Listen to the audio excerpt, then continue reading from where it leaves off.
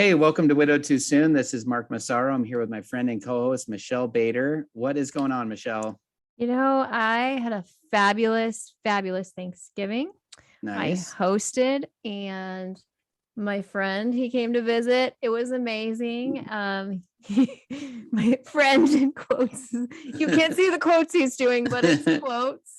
Special YouTubers can. Right? The ones who are following us on YouTube. Anyways, everything went so much above everything. I keep thinking of the verse like that God will give you immeasurably more than all you can ask or imagine. And this whole like 6 days with him, and it was amazing. And in future times, I will get into more details about that when I can.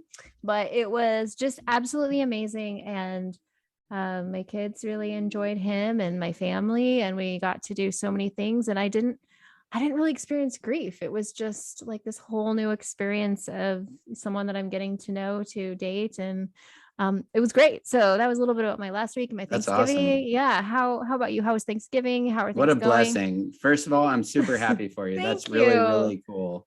Yes. My Thanksgiving was great. I made a tri-tip.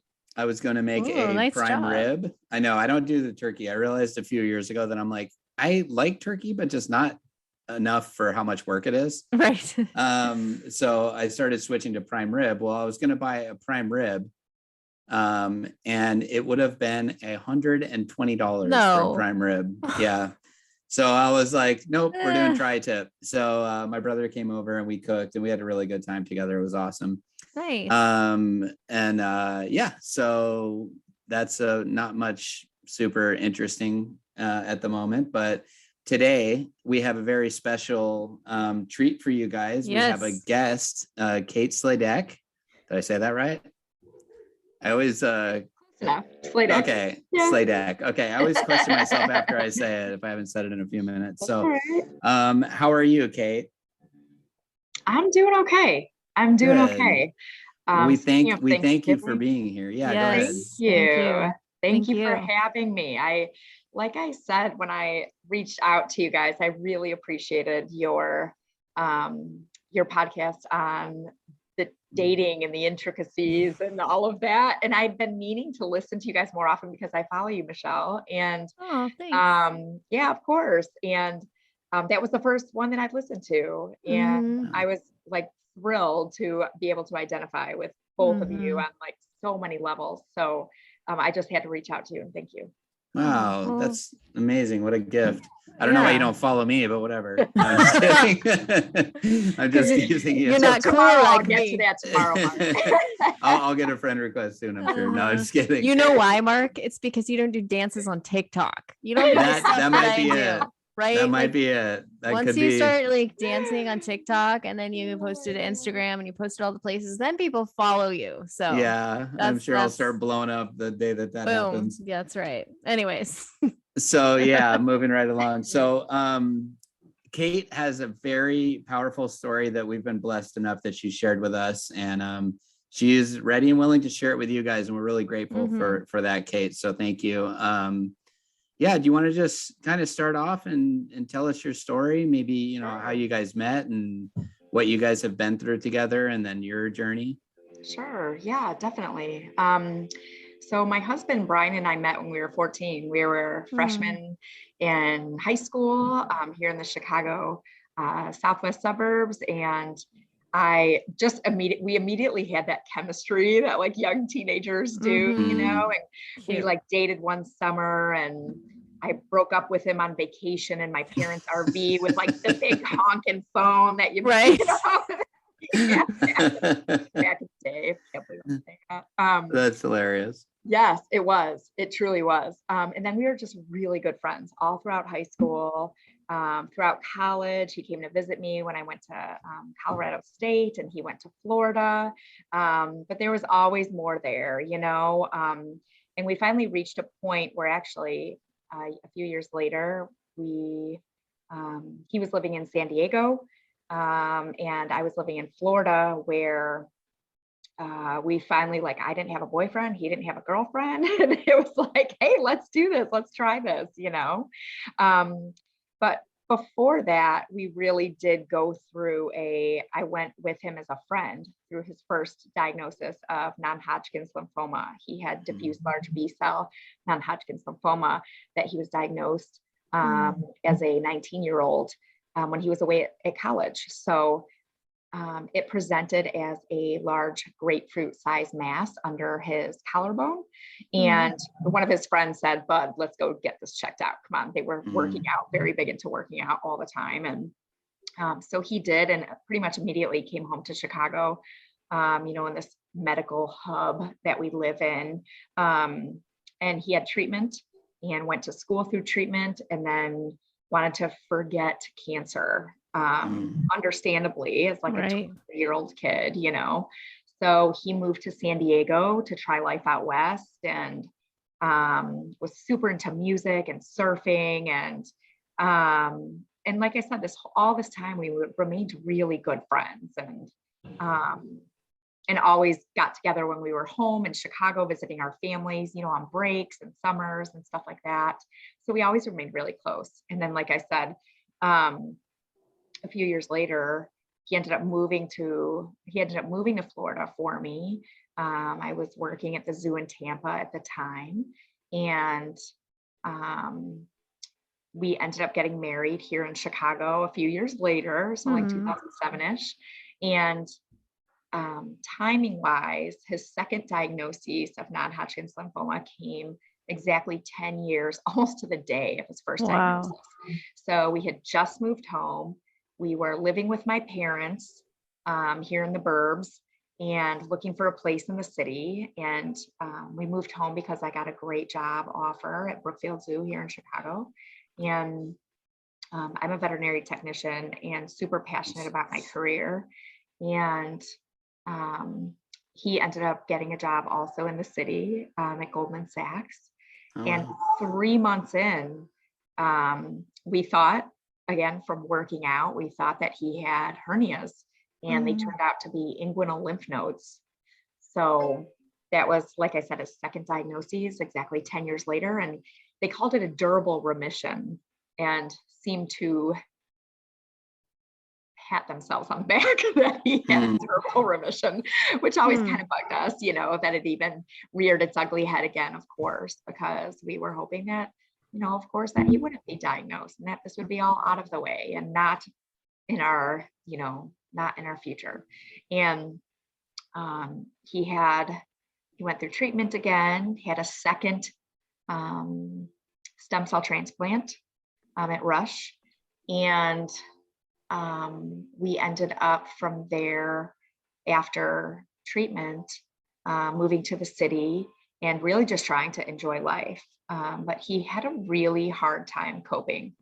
And he did the first time as well, but I was more on the outside of that. And, this time we were married, we had moved home, wanted to start a family. And he was really, it just rocked our worlds, of course. Yeah. What cancer diagnosis does not rock, So, and he was really, I think this time was facing his own mortality, and not knowing where to go or what to do with that. And at the time we were, I would say, more spiritual than religious. Would go to church when it was convenient, and did not make a huge point of it, or we did when we'd come home to the burbs and visit our families and stuff like that. But yeah, it was a really, really tough time in our lives, in our marriage. We ended up definitely using the resources that were out there, couples counseling, and yes, going to church more. And I think we both felt that we finally wanted to help people, that we wanted to help other people. And I think that helped both of us just deal with it in general. So we definitely came out of it and felt like we came out on the other side. And he ended up running for the Man of the Year for the Leukemia Lymphoma Society. Yeah. And he'd always been big into like marathons and doing team and training and being involved, you know, in that aspect for the Leukemia Lymphoma Society. But when he ran for Man of the Year, it was a real grassroots campaign. We had no idea what we were getting into. And of course, it hit us a few weeks in, like, this is a fundraising campaign and nothing more, you know. But I mean, it was amazing. It was awesome. We held 16 events in 10 weeks and raised just over $100,000 within those 10 weeks. And he ended up winning the title. Yeah, it was really cool. And he left his, you know, lucrative financial position at Goldman Sachs. And once Leukemia Lymphoma Society approached him like 6 months after this campaign and offered him a job. So, and they became like family to us. Wow. Yeah, it was really wonderful and gave him more of a sense of purpose and direction, you know. Sure. And a feeling like he's, you know, helping people and knowing and understanding what they're going through. And yeah, exactly. And he could really connect with patients, and he could really connect with, you know, senators and legislators when they were trying to get bills changed. And this is like a whole nother talk probably, but, you know, having to do with oral chemo parity and getting the medical institutions, but also insurance and hospitals to jump on the bandwagon with treating them similarly, not just IV chemotherapy being the more significant, but also oral chemo as well. And he was a powerhouse. He really was, because he had that. He was a patient advocate to his heart, you know, to his core, because it was in his heart. It was him, you know. So we became, like I said, really close with everyone at the Leukemia Lymphoma Society, both at the Chicago chapter and nationally. And I was thriving at my position at the zoo and just absolutely loved it. And we really wanted to have a family. And because of his 2 previous diagnoses and all of his treatment, that was really hard. That was, you know, proved to be impossible. So we did go through IVF and eventually got pregnant over a year and a half or so. I did have a miscarriage in there, which was very discouraging and upsetting, and, you know, just the whole fact of having to start over the process. Not a cheap process either. No, not by any means, right? And that was another thing, going insurance from a large financial institution to a nonprofit is quite different. Our options.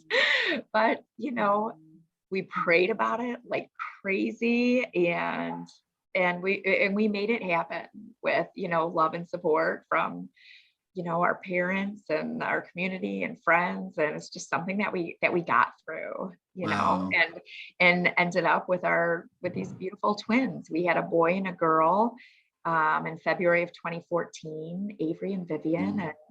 And talk about a godsend, you know. I don't have to tell you guys that. Yeah, I'm just curious, February what? February 20th. Oh, okay. My daughter's is February 11th. Oh, cool. Yeah. Yes, close.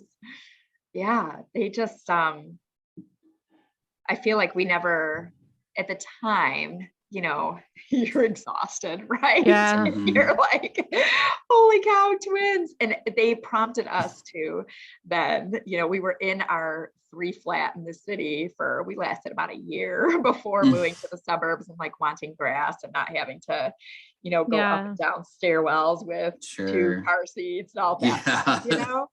But it was, we moved out to the suburbs in 2016.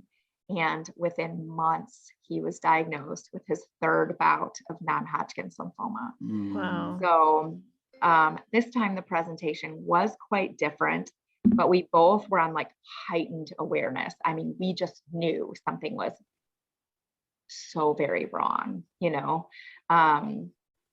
He was having these, not like pain. Well, he did have these very painful bouts, but it wasn't consistent. It was just intermittent, like every 3 or 4 weeks, but it would just overtake his body. Like if he was driving, he would like veer off the road type thing. Oh, wow. And be like sweating and could barely talk. It was like so painful, hit him so hard. And we had to talk about patient advocates. We had to really push because, he had endoscopies, he had colonoscopies. They never found anything. And I actually had a GI specialist laugh in my face when I insisted about the potential for like him having a, recurrence. And he said, I'm telling you that, his scans are clear. Like he looks great. This, yada, yada. And we got to the point where we insisted on a PET scan, and his peritoneum just lit up like a Christmas tree. His entire peritoneum, the bag basically that holds all the organs of the abdomen, was just caked with cancer. So, at the time our babies were 2.5, just barely, 2.5. And like I said, we just moved into a nice, beautiful home in the suburbs, and, we had these wonderful jobs that we were really passionate about. And we're like, oh my God, here we go again. You've got to be kidding. So, he went through treatment again, had a 3rd stem cell transplant. And, that was really hard on both of us. Talk about facing his own mortality. I mean, at this point, he was like, just give me a few years with my babies, Gosh, that's sad. Oh my gosh. And then looking back, like at his journals, I felt like he was coming to terms with it more than I was. I mean, he'd become known to our family, to our friends, to our community as like the comeback kid. I mean, not kid, but you know what I mean? Like, yeah. As much as he was so sick of being like the cancer guy, he was a warrior, man. He really was. And, as he had multiple rounds of chemo and, like I mentioned earlier, neutropenic fevers. So he'd have these hospitalizations, neutropenic fevers of unknown origins, all of that stuff that is super frustrating. And that could be 3 days in the hospital or 3 weeks, which was really hard. But pre-COVID, now thinking back, I'm grateful that we were able to bring the kids to the hospital. And they got very used to it, 3 years old, wearing masks and gowns and just being around daddy and watching movies in the hospital beds. And, our parents, luckily, my parents lived really close, and Bry's mom lived 20 minutes away in his childhood home. So they were around constantly and truly still are. But that was really, really, really tough. And with the kids being so young, they kind of kept us focused on life and functioning and keeping it moving. And it really was just a really difficult time, just the in and out of the hospital. And then he ended up getting graft versus host disease, which affected his lungs, his GI tract, his eyesight. Wow. So like all these little things that could just make it a little more hellish for him, and man, he never complained. Wow. I mean, he truly didn't. Like he would have these like instances where he'd be super quiet or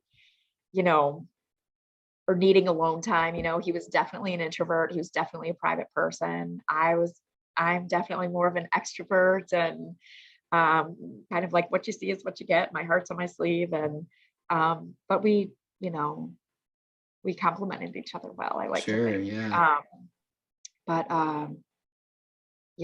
it was a really rough few years. And exactly 1 year out of his 3rd stem cell transplant.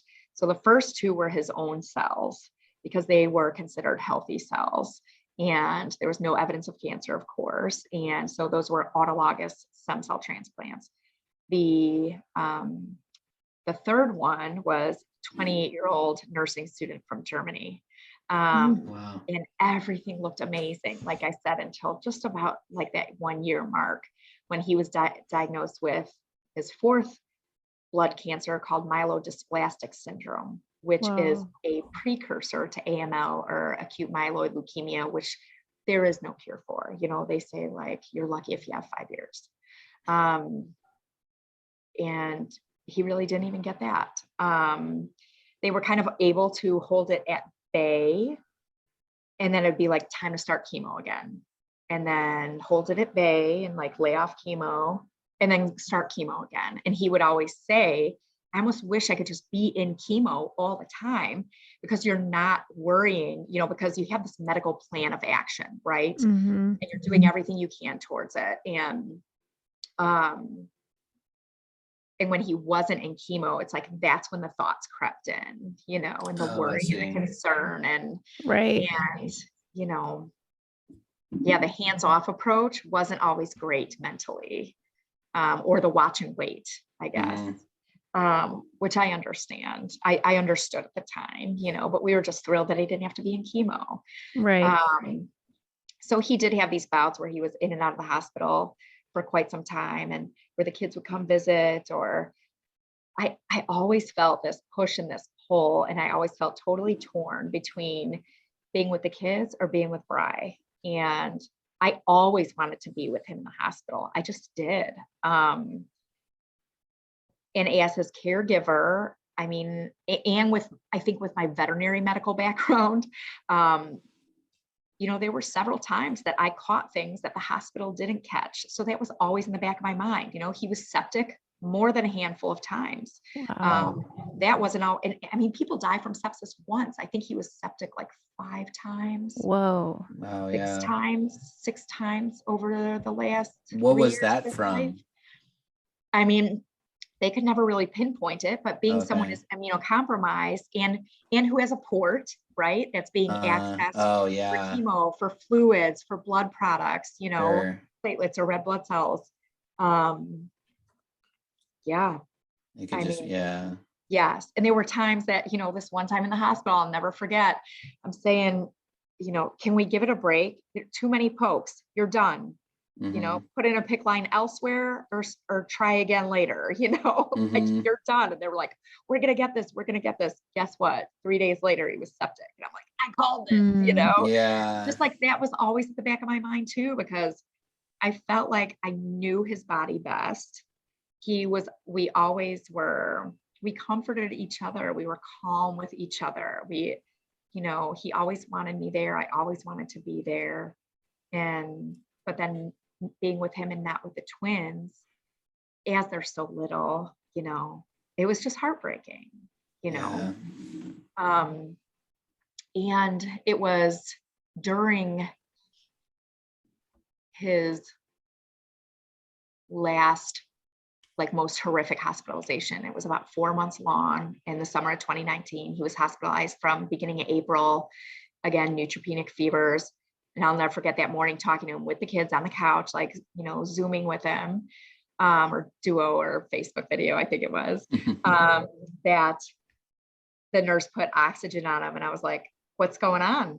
Like, you're set to come home like tomorrow, you know? And he was like, yeah, I'm just having some issues. I'll call you back. And I just knew, because he didn't want to say it in front of the kids, I knew he was struggling to breathe, which was not commonplace at all. You know, I could just tell by his mannerisms and demeanor. Anyway, that was the start of this really long, absolutely horrific hospitalization. So he was in and out of ICU.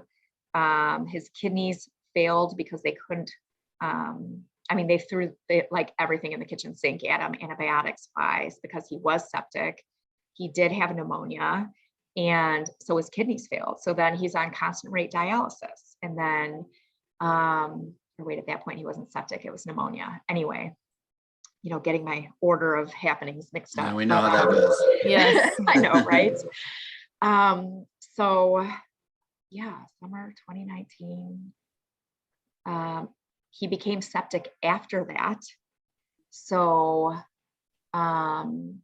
he also had to be put on a vent and to breathe for him, life support, basically, to give his body a rest from the pneumonia, and to breathe for him because he was just constantly fighting to breathe. And he was so physically strong that they had to put him on paralytics. They had to paralyze him on top of sedating him because his body was so strong. It was trying to fight the vent. So this was like for days. It wasn't just like, a few hours. This was for days, So to read some of his accounts about that too, about the paralytics and what that was like to go through and to truly be aware, but then also to be, what's the word I'm looking for? Like just in and out of consciousness, and paranoid and, being able to see and not communicate, see and hear and not communicate, it was really shocking, our conversations after this. And I'm glad we were able to have those conversations. But so, like I said, he was on and off the vent a few times. I mean, people came to say goodbye to him. His med teams came to say goodbye to him. And then at one point he was having mini strokes and brain bleeds. And to this day, it was really hard because I was not there for like 48 hours. And if I left, it was for like 24 hours during this 4-month period, 48 max. And I was not there for this 48 hours. And this was when he really started to go downhill cognitively and nobody picked it up. And I'm like, if I were there, I would have known. But of course, hindsight, right? And like, that's what we tell ourselves as like caregivers, that we know, that we know them best. And that was by really the way, tough. I wanted to tell you real quick that I love that you're saying caregiver, because I know my mother-in-law who listens to this. She lost her daughter. She would always correct me if I said caretaker. She's like, what are you taking? I never thought of that. Caregiver. And I was like, okay. So it was kind of an inside. And caretaking is a different industry. Oh, is it really? I didn't know that. Okay. I don't know either. Yeah. I just thought it was the same thing for the same word. And I'm sorry to interrupt. I just that's okay. That's okay. That. Yeah, no, it's definitely caregiver. Yeah. Yes. So a lot of us out there like knows how that feels, and to be pulled into a million different directions and have different opinions of family and parents and the medical professionals themselves, and having to go with like what your gut is telling you. And I know that he really wanted to dive more into integrative medicine and did not get that chance. But on top, he ended up actually bouncing back once again, this like heroic comeback from these like brain bleeds and mini strokes. Well, then we found out that when he was septic, the bacterial vegetations settled on the valves of his heart. So then he had to have this very controversial open heart surgery to either replace or clean off his valves. And of course, he was weak. I mean, not quite frail, but like borderline. Nobody knew if his body would be able to handle it.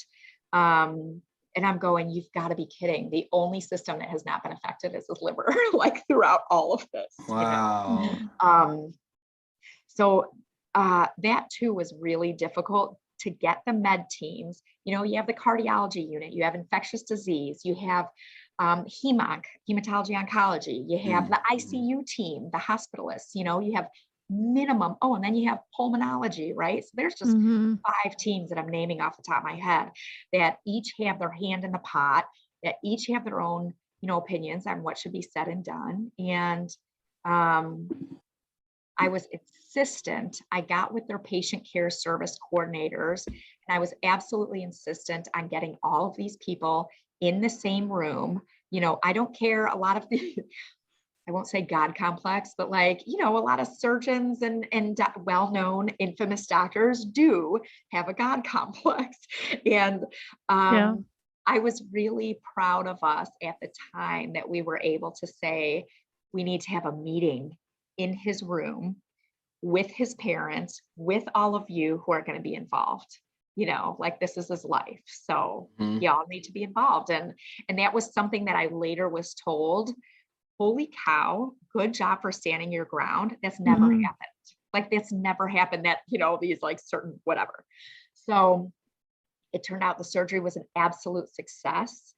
The surgeon, who was world known, said it was like I was standing on my head doing this surgery. It was like a 6-hour, 7-hour surgery Wow. because of the radiation that when he was 19, that he had to decrease the size of that mass under his clavicle, had like rotated his heart and lifted his lung, his hemidiaphragm. So anyway, I'm Whoa. getting too Mm. technical maybe, but it's just, he's Oh, wow, that's always been our incredible. miracle man, he just always was our miracle man. He really was. He came through it all. And we just wanted him to get to the point where he can eat and swallow again, because of course that's an issue, being intubated, being on life Mhm. support, that when you're coming out, you can't just eat, right? You can't just drink. Mhm. So that was a really big battle. And I feel like that was one of the hardest things for him mentally, to try and come through. I know it was. And we had to get him at that point so that he could go to rehab, physical rehab. So he ended up doing that. He did get to rehab, got pneumonia again, had to go back in the hospital. And this is like 1 week in rehab. And then our goal was to get him to Shirley Ryan Ability Lab, which is one of the best in the country. It's like number 1 or number 2 here in Chicago, part of Northwestern, sort of. And we ended up getting him there. He was 3 weeks in rehab with only like 1 blood transfusion, was walking without oxygen. I mean, again, our miracle man, right? Like this was amazing. His progress was amazing. Well, so the day before he's supposed to come home, we noticed like a black spot on his arm. I noticed that it was a spot that was getting bigger. And, again, hindsight's 2020, right? I should have known immediately that it was fungal. And I mean, it only took another 24 hours to figure that out, but it turned out that he had this fungal infection, in an old IV infiltrate wound, Mm. so just an old IV spot, where there was an IV catheter. And it just showed up, literally just showed up like within 24 hours. And it turned out to be mucormycosis, which affects people like him to a T. Young males, immunocompromised, blood cancer. I mean, it was like, he had like 9 of the 10 things that like Wow. people who suffer and eventually die from this. Well, he did not die from it, but he did have to be hospitalized again and had major surgery on his arm. And I remember us, sitting in ICU saying, do you have this surgery? Like, you might not be able to play the guitar again. You might not be able to write again. He loved writing. He loved journaling. He loved Mm. writing music. He loved playing the guitar. Like that, those were his happy places, and that was a big consideration when we were thinking about him having this surgery. Decided to have it, ended up not affecting his hands, or his arms, but it was like it was decent. And then he was released to come home. Well, he was quite frail, because after being at Shirley Ryan Ability Lab for 3 weeks and gaining all of this, like he came so far, like I said, walking without oxygen, walking without assistance, without a walker, without a cane, without anything. And then to be put back in the hospital for 2 weeks, it really set him back. And, Mhm. but he was able to come home. I'll never forget it, on July 29th. And our community came out. Hope and Friendship Foundation, which is a nonprofit here in Lamont, that has been supporting our families in so many ways, meals, gas cards, parking passes. Just these people are wonderful. They just tend to come out of the woodwork, when you're going Yeah. through something like this sometimes, that you like don't expect. But they just showed up. They were here, balloons, signs, everything. His church rooted group. Oh, so here's something I did forget to mention, that when he was healthier in like 2018, we did fit in a few family vacations, and we did also we each went to this Christian church. We each together, our family went to this Christian church that his mom and some community people have been talking about. And we went, and it was like, holy cow, it smacked us in the face. It was just so non-traditional and very like present day and very applicable to like many walks of life, and or not just walks of life, but circumstances in life and situations. And it gave us hope. And it truly, I feel like off the cuff, this sounds like it really renewed our faith in God. It really kind of rerouted us and got us together, like praying together at night again, together, you know, and we'd always prayed with the kids. We always said grace every meal, you know, stuff like that. But it brought us, it was an even like deeper, intimate relationship, you know, and not just me as wife, mom, nurse, you know, it was really a partnership in faith. And I think today that's like still what keeps me going sometimes. Wow. Right. And we each joined a group called Rooted through our church, where mine was a women's group, his was a men's group. So again, this was all like, he was hospitalized in April. This was in like December, January of that year. So again, the God's fingerprints thing, you know? So when he came home, you know, these guys were there for him, and our church was there for us, and our community was here for us, and our family, of course, always, and friends, you know. But there was like also a larger sense. I don't know how to, there was also a deeper sense of, you know, of faith, just period, you know, and a connection for sure with us and with God. And so when he came home, I now know that he knew that he was not going to come out of this. At the time, I remember him, you know, being in bed and saying to me, am I going to get through this? Like, I'm asking you because you're the only one I believe, you know. And we sat there and we prayed about it. And I said, this is going to be your biggest hurdle yet, but you've gotten through hell, literal hell, you know, and you will get through this, but it's going to take a really long time. You know, we had PT coming over and home health. And then he got to the point where he was still having to go back. And this is all over like 2 weeks, you know, he had to go back to the hospital almost every other day for blood products, for platelet transfusions or blood transfusions, and needed help getting up the stairs and, you know, just all of that. And he was quite frail and weak, but like not mentally, you know, which I think that's also where I couldn't see that his life was coming to an end. But I also knew at the time he didn't want to live like that, you know. And the kids, I would bring them into our bedroom so that he could like sit up in the chair and they would play on the ground and like read to him. And I've always taken a lot of pictures and a lot of videos. And I remember being pulled almost, like I felt like God was telling me like, ooh, get this one, you know, like I would take videos of Vivi reading to him in bed, or them watching, you know, Bri loved Pearl Jam and Chris Cornell and Foo Fighters and Bob Dylan. And, you know, he wanted to like flood them with this and reading. My gosh, he was an avid reader, you know. So I have all these great videos. Yeah. And I think he knew before we all did. And I surely couldn't face it. Now looking back, I'm like, how could I not see this? You know, what was coming down the pipeline, like short term here, you know, and I just didn't, I just couldn't. Oh yeah. And I'm skipping a big part of our story, aren't I? That's okay. I know you guys know this. So halfway during this hospitalization, I got really sick, just a virus. So I knew I couldn't be at the hospital. And so I was home for like 10 days.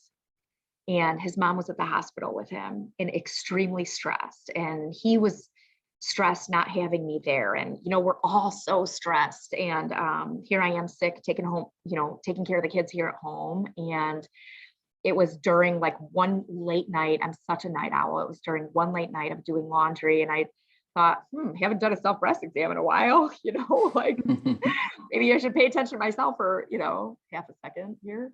And I felt something different and was like, you know what? I'm going to go, and I knew it was a virus, but I was like, I'm going to go get some antibiotics for the heck of it, and I'll have her check this out too. And my PA wrote me like, she knew my schedule, knew I was trying my hardest to get back to the hospital, was like, here for mammogram, ultrasound, and fine needle aspirate, basically biopsy, just here, you can have get all these orders and let's get this looked into before you get back into the hospital, and I did.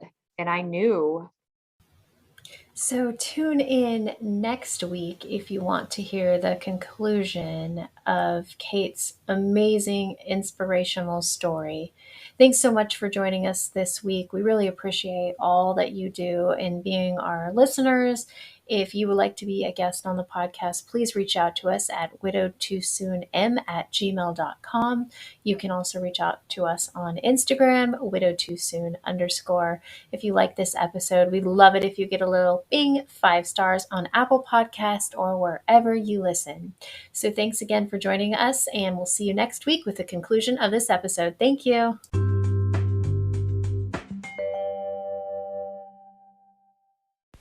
Welcome to Widow Too Soon. This is one of your hosts, Michelle Bader. Mark Massaro is out of town.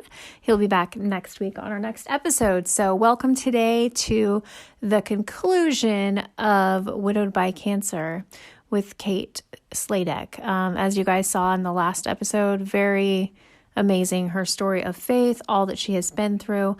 And I know you guys are going to enjoy what we have today. So sit back, relax, and I hope you enjoy this conclusion, and we'll talk to you next time.